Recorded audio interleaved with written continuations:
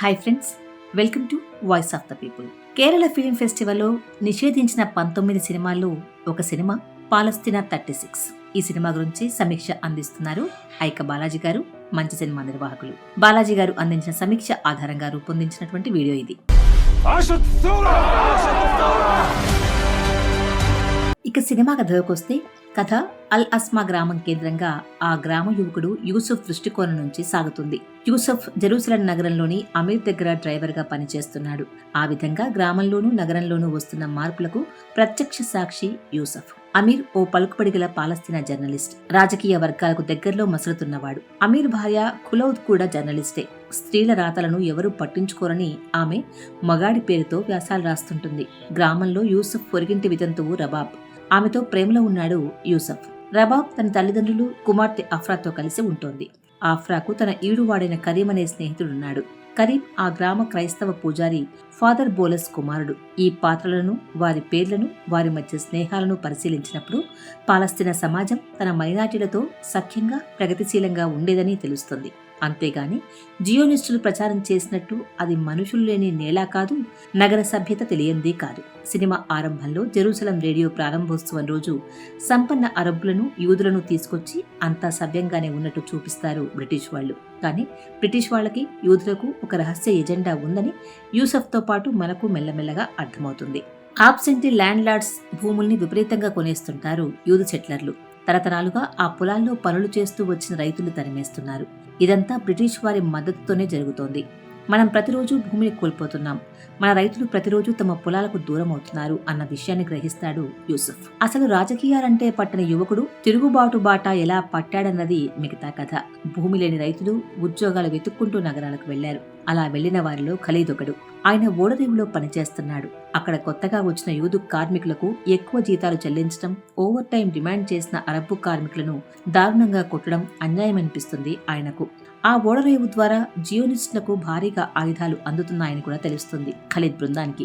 హిస్టాట్రుడ్ వంటి Zionist trade యూనియన్లు కూడా పని స్థలాల్లో పాలస్తీనా కార్మికుల నియామకాన్ని వ్యతిరేకిస్తున్నాయి. తమ సొంత దేశంలో తమ వాళ్లనే పరాయి వాళ్లను చేస్తున్నారు. ఈ దౌర్జన్యానికి వ్యతిరేకంగా Arab higher committee Jerusalem Mufti సాధారణ బంద్కు పిలుపునిచ్చారు.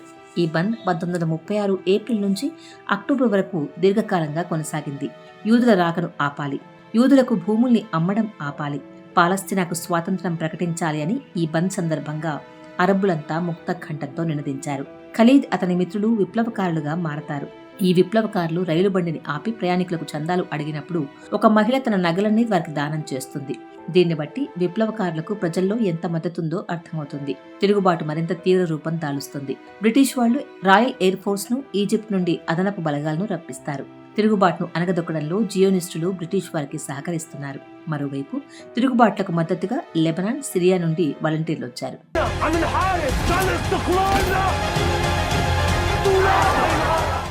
ఆ జంతువుల్ని ఆపడానికి గోడ కట్టేయాలని సలహా ఇస్తాడు చార్లెస్ ఎగర్ట్ అనే బ్రిటిష్ అధికారి.